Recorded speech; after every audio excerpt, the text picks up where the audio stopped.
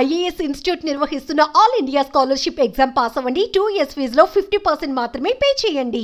ఈ రకంగా ఇంకా చాలా ఈయన నిజ స్వరూపాలు చాలా స్వరూపాలు ఉంటాయి. ఈయనకు అపరిచితుడైన అంటే జనరల్గా రాజకీయ నాయకులు అనేవాళ్ళు ఆదర్శంగా ఉండాలి. ప్రజలు నిశితంగా మనను పరిశీలిస్తూ ఉంటారు. ప్రజాస్వామ్యంలో మనం అనుకుంటాం కానీ ప్రజలు చాలా నిశ్చితంగా మనను పరిశీలిస్తుంటారు. రాజకీయ నాయకులు ఒళ్ళు దగ్గర పెట్టుకొని చాలా బాధ్యతగా మాట్లాడాలి, బాధ్యతగా మెదగాలి. ఇవాళ రేవంత్ రెడ్డి స్టైల్ ఎట్లుంటుందంటే నేనంటలే నీ మాట ఆయనన్న మాటనే అమెరికాలో మాట్లాడి అదొక్క వీడియో చూపిస్తా లాస్ట్గా, మీకు కూడా బోర్ అయిద్దేమో.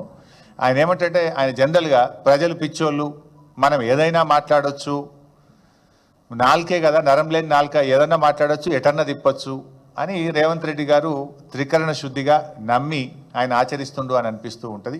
ఆయన ఒకసారి అమెరికాలో మాట్లాడండి, అదొక్క వీడియో చూసిన తర్వాత నేను ముగిస్తాను, ఒక్కొక్క 2 మాటలు చెప్పి ముగిస్తాను. అది కూడా ఒకసారి. మా చేత మోసపోవాలని ప్రజలు కోరుకుంటున్నారు. సరే వాళ్ళని కోరుకున్నప్పుడు మాదే ఉంది, రోగి కోరుకున్నది అదే, డాక్టర్ ఇచ్చింది అదే అన్నట్టు ఉంది వ్యవహారం. మా చేత మోసపోవాలని ప్రజలు కోరుకుంటున్నారు. సరే వాళ్ళని కోరుకున్నప్పుడు మాదే ఉంది, రోగి కోరుకున్నది అదే, డాక్టర్ ఇచ్చింది అదే అన్నట్టు ఉంది. అంటే మోసం చేయడం మాకు అలవాటు, మోసపోవడం ప్రజలకు అలవాటు అని నిస్సంకోచంగా చెప్పిండు రేవంత్ రెడ్డి గారు. అది ఇక్కడ మాత్రం డబుల్ స్టాండర్డ్ లేదండి, ఉన్నట్టు చెప్పినట్టు ఆయన మనసులో చెప్పిండు. దీని మీద మాట మార్చలే.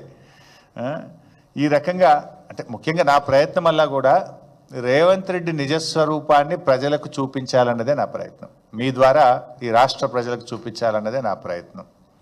చైతన్యవంతులైనటువంటి ప్రజలు ఇకనైనా ఇలాంటి 2 నాల్కల ధోరణి కలిగిన నాయకులను నమ్మి మోసపోవద్దని, మోసపోతే ఎలా గోసపడుతున్నామో మనం చూస్తున్నాం.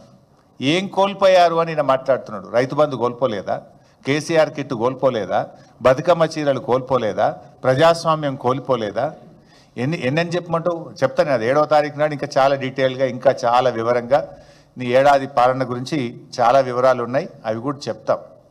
తెలంగాణ ప్రజలకు ఈ ఏడాది కాలంలో అనుభవంలోకి వచ్చిందల్లా కూడా మోసం, దగ, నీ 2 నాల్కల ధోరణి. ఇలా పిల్లలు కూడా చూస్తే ఎక్కడ టీవీ చూస్తే పిల్లలు చెడిపోతారు అని ఛానల్ మారుస్తున్నారు తల్లిదండ్రులు. రేవంత్ రెడ్డి స్క్రీన్ మీద కనడంగానే ఛానళ్ళు మార్చే పరిస్థితి వచ్చింది. నీ భాష కానీ, నీ వ్యవహార శైలి, నువ్వు మాట్లాడుతున్న తీరు, ఇవాళ కుటుంబాలు భయపడుతున్నాయి. మా పిల్లల మీద ఈ ప్రభావం ఎంత పడుతుందో అని కూడా బాధపడే పరిస్థితి వచ్చింది.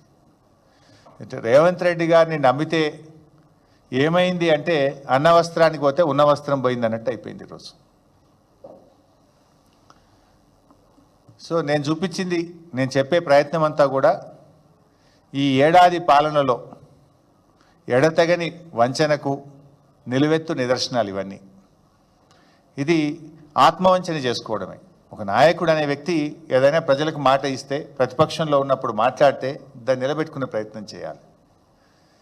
ఇవాళ నీ మాటలే కదా, నువ్వు రెచ్చగొట్టే ప్రజల్ని నేను ఇది చేస్తా అది చేస్తా అని చెప్పి నువ్వు ఈ రకంగా అధికారంలోకి వచ్చినావు. కానీ ఇలా అధికారంలోకి వచ్చినాక ఎట్లా మాట మారుస్తున్నావో కూడా ఇలా రాష్ట్ర ప్రజలు గమనించాలని చెప్పి కూడా కోరుకుంటూ ఇంత ఓపికగా విన్నందుకు మీ అందరికీ ధన్యవాదాలు.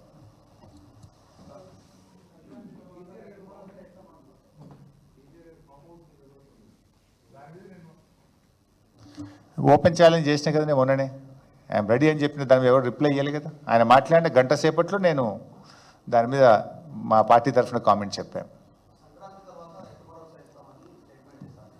రైతు భరోసా ఏమంటారే, రైతు భరోసా 2 పంటలకు ఇవ్వాలి, వానకాలం, యాసంగి.